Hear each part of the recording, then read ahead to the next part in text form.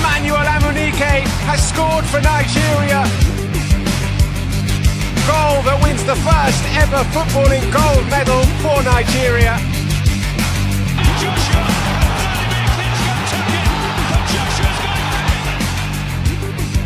to continue their impressive run so as to place Edo State in the continental map. Toby Amazon, look at the clock. I cannot believe it. She's done it again. 2 world records in one night. And she makes history by becoming Nigeria's first world champion. Alex Iwobi decides to go early. Chukwueze shapes the shoot, gets some spaces. Osimhen.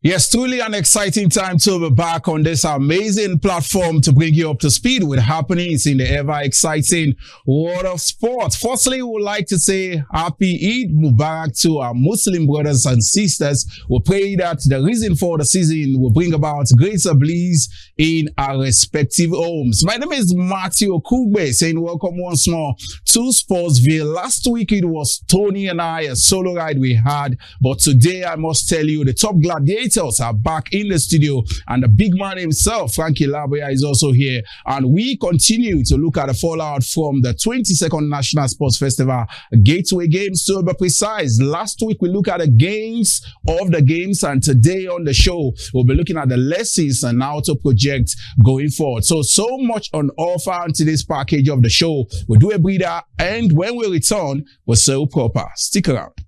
The adventure begins. One tap, multiple choices with BetKing Bet Builder. Every match becomes your playground. Select your predictions like who will get a card, which player will score, how many goals, and so on. Stack your odds and build a bet like no other. Now, the power to win bigger is in your hands with Bet Builder. Register and get 100 Naira instant bonus with JJC welcome offer. That feeling, that's BetKing.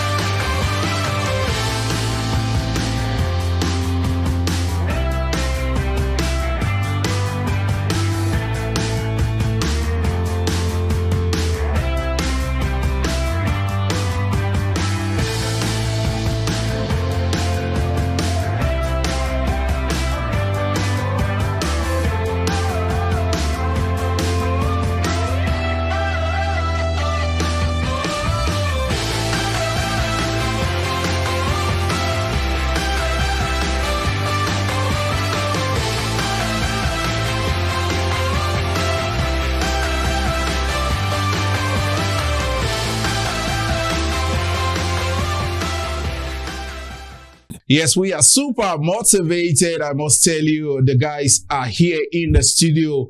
Holiday all over the nation. Yes, in some part of Europe as well. But we just want to ensure that you have the best of time watching Sportsville on today's package. Tony Ubani is here. Tony, it feels great to have you back.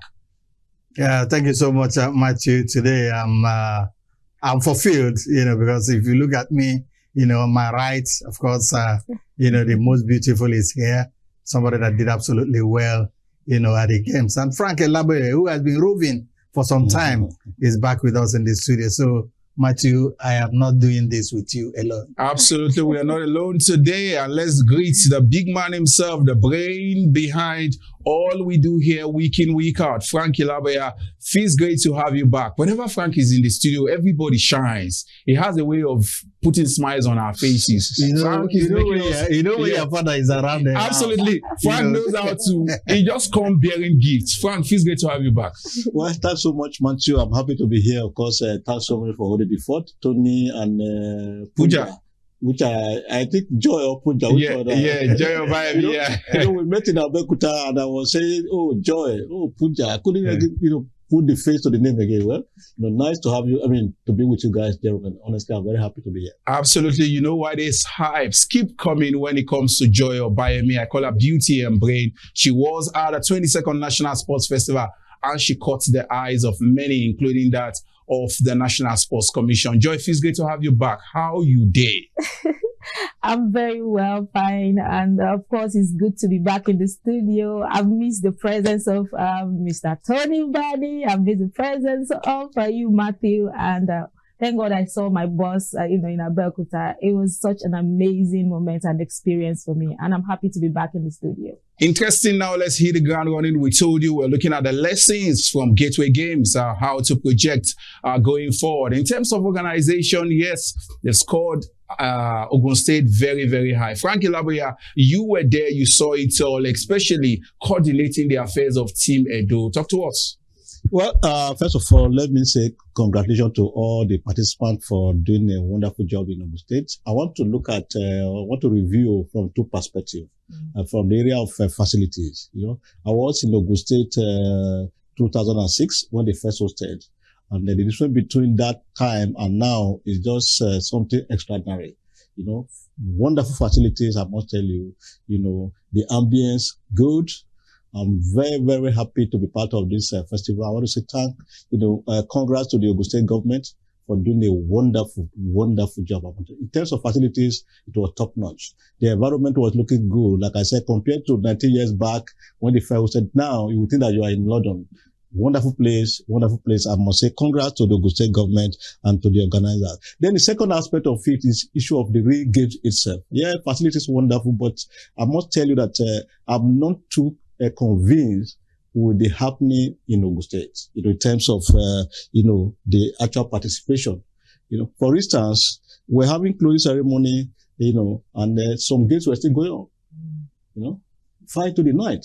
So that tells you that there's question mark about organization. Again, I think we can do better. I'm saying this because Enugu is the next bus stop. Enugu State must learn from what happened in Abeokuta so that it can have a better organization. See, it's not just about facilities now, but the real participation, the athletes that have sweated, the coaches that have spent so many, weeks, nights, try to perfect, but most of them were denied. Denied actual participation. For medals, the awarding medals, my brother, you need to be in Ogun State. I don't want to talk much about that, but I think it was not good enough. Enugu has to, learn from those things. Then finally, I also don't agree with the fact that the chairman, the DG of the NSC has to be the most chairman. See, they are the organizer of the games. They are the organizers. You cannot be a referee your match. Let me tell you why I'm saying so. Now, this year is the federation elections. The secretaries of federations are under NSC. The technical directors are under NSC. These are the people that you saddle with the games organization. Can any of them look at the face of Olopade and do the right thing? Can they? They cannot. I've not said that Olopade did wrong, but I've just said that it looks like an aberration for you to be a referee your match. Olopade is the DG. You are the owner of the games. Let somebody, so that, you don't put your face on the games. Now, if I'm contesting for any federation election, can I go and do something untoward, in Abeokuta? Can you do that? Nobody. So these are the issues. I think, they have to look at this. Otherwise, it was a beautiful one. And for Edo State, yes, we missed up the mark, but I think, I need to commend the Edo State contingent. Despite all the flaws, I think they did it. Joe, you were there. Also on ground, you walked all through the games. Talk to us about some of the systemics based on what you saw from talent, organization, the ambience, and how you think we can project going forward. I remember you also spoke to the Commissioner of Sports in Enugu State and they said they are ready. Yes, Matthew, I'll tell you for free, I think the Ogun people need to score themselves high for, this amazing events that we had in Ogun. The Gateway Games opened a lot of doors, to new sports that we only see on TV during, the Olympics. And I think that for me is something that I really, really appreciated, seeing some of these sports, flag football, for instance. I've never seen it before, and I was able to enjoy, that sport. We had hockey also, which was introduced. We have a lot of, new sports that we saw. And we are just hoping that let there be continuity in some of these activities. Like my boss rightly said, that some games were going on while we're celebrating, at the closing ceremony. And at that moment, we couldn't have the state that came second or third. We only had clear winner, which was the Delta state that was announced. And that was really a gap, to look at. And going forward for Enugu, I think with the little we have seen, we've seen clips here and there, and we could see that they are ready, and one thing I really didn't enjoy much in Abeokuta was they didn't open their doors to tourism. And the Oluma Rock was under construction. When a game like this is happening, this is an opportunity for other states. They would have made visit, a lot of money. Yes, a lot of money. Frank, you also told me how you took your son. I was going to mention that Oluma Rock issue, because my son came and he was so excited when I said I'm going to go to Oluma Rock with my wife. They got there on Sunday. The place was locked. And guess what, Matthew? They said they had just finished renovation, that they were waiting for the governor to commission. Wow. If I were the governor of the state, I would sack whoever is there. Exactly. Because you have 37 states, 36 plus FCT, and a lot, over 50,000 participants coming to your state. And the tourist attraction that everybody was looking forward to was under lock and key. For any guys, you say you were renovating, they are even finished renovation. They said they were waiting for the governor to commission. Assuming that you were even renovating, that could have also be part of tourist attraction. Oluma Rock is one of the biggest tourist sites in the world. And Nigerian people were looking forward. Assuming that you were charging for 5,000 per person, times over 20 participants on a daily basis. That would have done so much to their IGR in the course of the honestly, games. I was surprised. Joy, a few words before Tony talks to us. Yeah, so the only place I could really go to see a little bit of what Ogun State has to offer aside the sports, it's their Dire markets, and that was the only thing that was accessible to people, and I felt a little bit not happy about that. But I'm hoping the Enugu people, we've seen the waterfalls, we hope they will be able to open their tourist site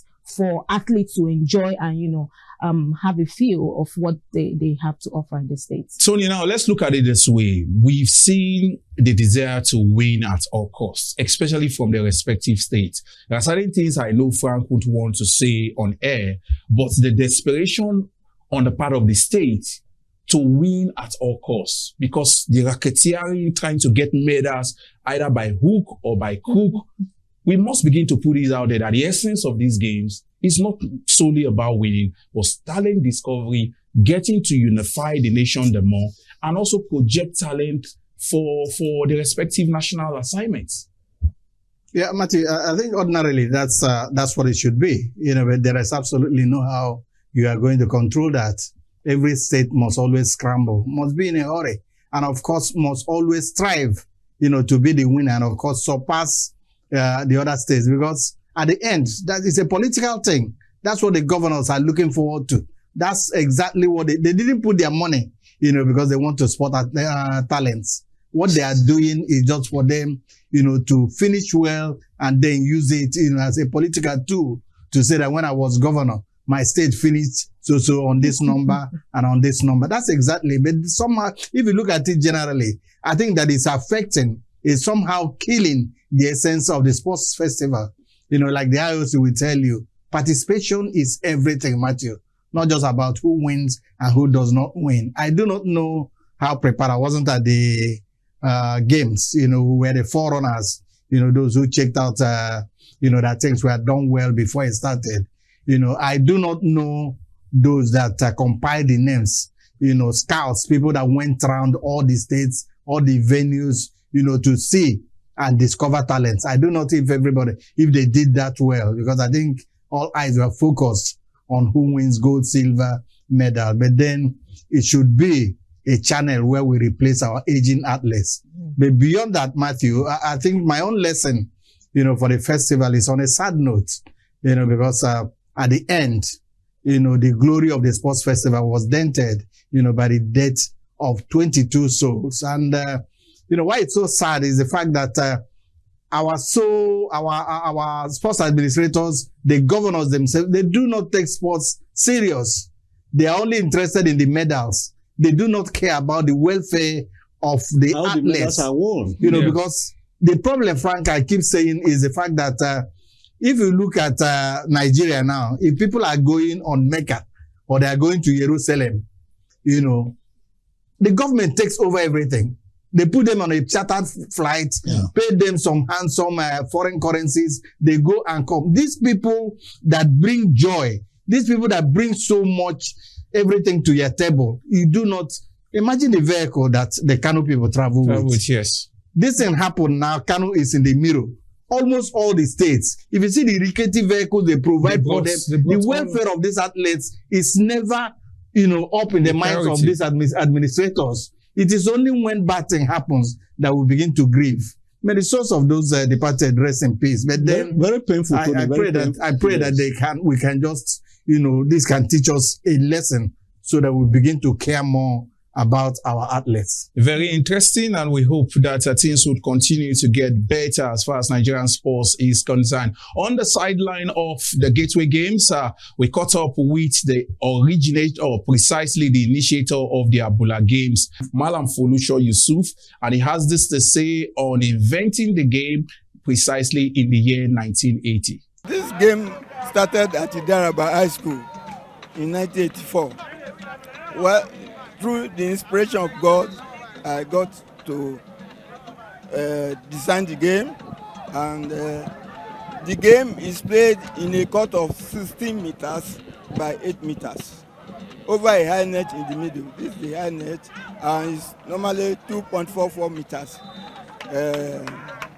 2.4 meters at the height of the net to this spot. Well, the game is played by 4 against 4. That is 4 players against 4 players. And it can be male, it can be female, it can be mixed, 2 male, 2 female. So we have 3 gold medals in this sport at this National Sports Festival. Shooting in Nigerian Sports Festival have been for some while. For this year particularly, we're bringing new innovations. Like you can see, we're introducing the EST, which is the electronic score target. And we are also introducing some events too, like the rapid and the mixed cross. These are events that will put shooters in difficult situations, and they are supposed to fire from that difficulties and get to their desired result.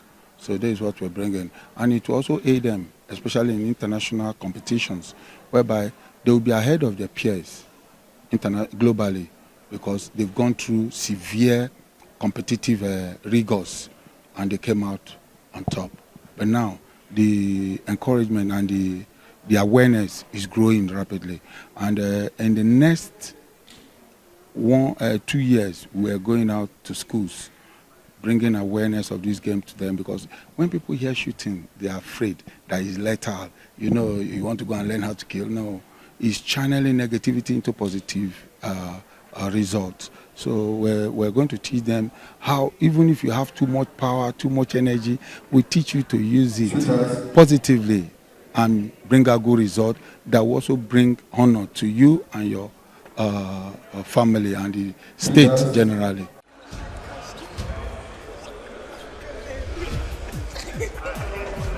Keep watching Sportsville.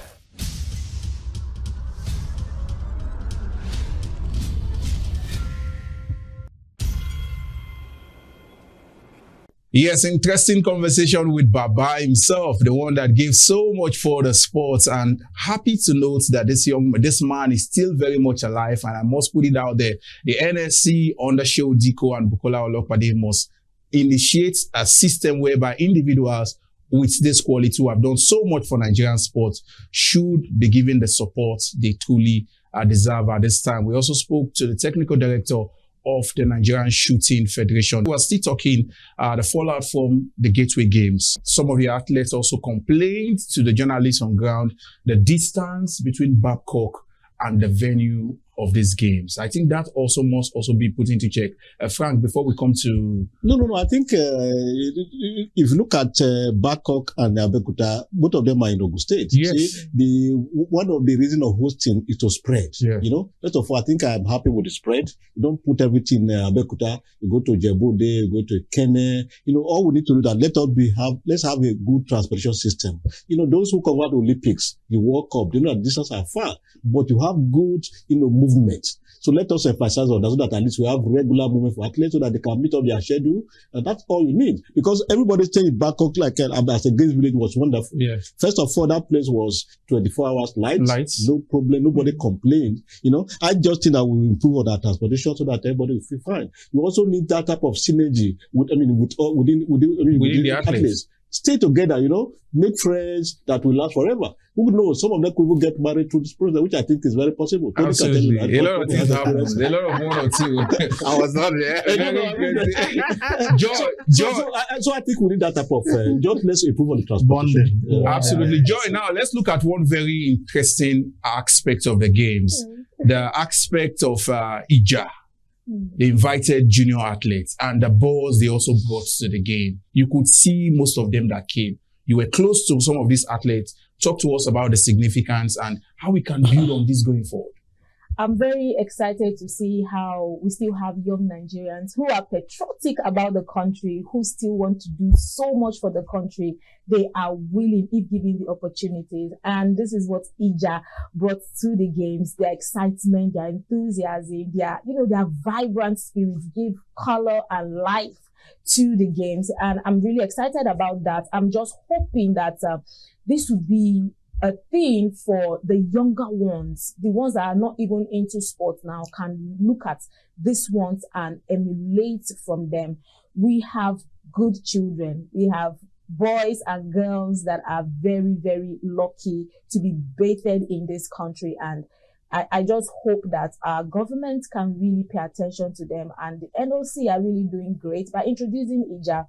The name even sounds like war. Yeah, like war. Yes, fight. Invited junior athletes. They look so beautiful and colorful in their green and white, tracksuits. And I'm happy for them, to be honest. And they are so happy to be part of this, festival. And I'm very sure by the time we see them in Ogun, medals, they'll be talking out medals, in their category. Very much interesting. We just hope that we'll be able to build on the successes and make Enugu a much more befitting outing as far as the festival is concerned. Remember, the build-up to AFCON 2025 is upon us, and the Super Falcons also in the course of the week had a friendly game against the Cameroonian women's national side, and the players are already talking tough. They said they want to go to Morocco and ensure that they do Nigeria proud. At the other side of the show, we'll be looking at the build-up to AFCON 2025 for the Falcons.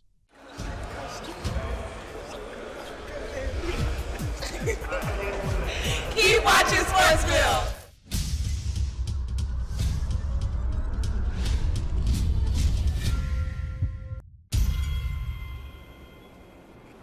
Yes, it's time to talk our girls, the Super Falcons. They will be on the march again in the month of July when they file out against the best on the continent for the WAFCON title. The girls started their campaign preparation for the tournament, beating Cameroonian national side in an international friendly. Joy, let me take you on this. The girls are back, and the captain said they need more games to put them in shape. They said it's Project X. And I'm asking, what is the Project X when there's no proper preparation and plans for these girls? And when I saw the Unity Cup, for me, I thought the Unity Cup had no value for me and for Nigerians at this point, because the most important thing, what should be priority for the NFF is the girls, because we have a tournament next month. In few weeks. I'm really sad. I'm livid. I'm not happy that the boys are in Russia, in UK, for what, I don't know, before the next qualification is going to be like in October. So why are we focusing on the Super Eagles when the Super Falcons has a very important and crucial tournament to play, and they're not having enough games, to prepare themselves for that tournament? The Super Falcons are the most successful, team in Africa, both male and female. They are the most successful team when you talk about football, and for them not to have, the preparation, the plan that they are supposed to get in preparation for the WAFCON is really sad to see. And the game they played against the Lioness of Cameroon was supposed to be a two-legged, game, but they ended up playing just one. And it's not enough. It's not enough. We see how the Bafana are coming up. We see how the Moroccan ladies are coming up. We see how the Zambian girls are coming up against the Super Falcons of Nigeria. It gives you a lot of concern that, are we going backward, or being stagnant? Is it not enough for us? And I feel so sad. I'm not happy about it. The girls should be playing these friendlies that are organizing for the Super Eagles. When the Super Eagles, when their time comes, give them their own time. But for now, the focus should be on the girls. One game before a major tournament is nothing. It cannot prepare these girls enough. So they need more games, plan more games. And please, don't play them in Nigeria. Take them somewhere close to the weather they are going to be playing a tournament. Let them get used to the weather. So for me, I'm really sad. I'm not happy. And the NFF can actually do something before next month. Joy, this is your sadness. It's all points to the fact that an indigenous man is handling the Falcons. Justin Madugu, who has done absolutely well for the Super Falcons, but he's not been encouraged. That's just what is happening.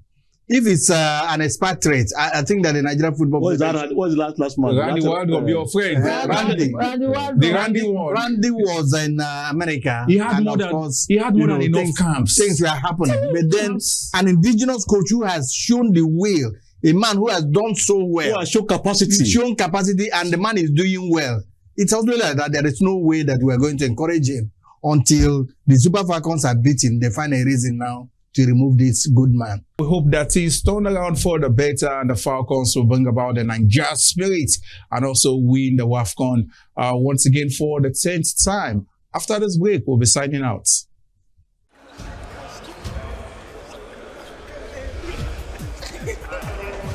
Keep watching Sportsville.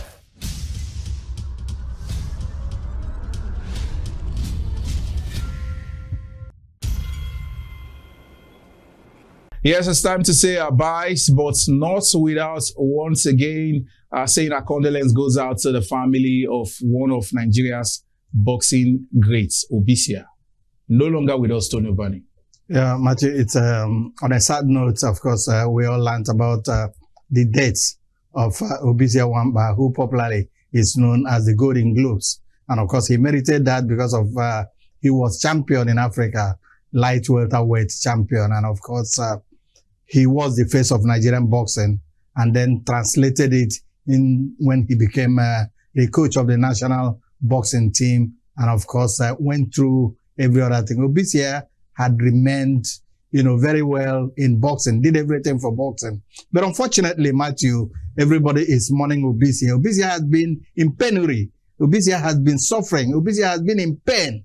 Obisia has been, been confined, with an ailment. And of course, almost everybody forgot about him. It is only when somebody dies that suddenly, that rise of awareness. And of course, people begin to speak eloquently about the dead. It's unfortunate, that the Golden Globes has died, but he has died with his Golden Globes, Matthew. We're talking about Obisia Wamba now. David Adele, a Nations Cup winner in 1980, is also very sick. Maybe nobody's talking. That is the painful aspect of it. Yes, and Joy, we're saying our byes in a very sober note. Yes, it's always a privilege to be in the studio, and I'm happy to be back. And on this note, we'll say the conversation continues across all our social media platforms. We'll keep talking sports 24/7. We'll do this again next week. God willing, bye for now. Emmanuel Amunike has scored for Nigeria. Goal that wins the first ever footballing gold medal for Nigeria. Joshua,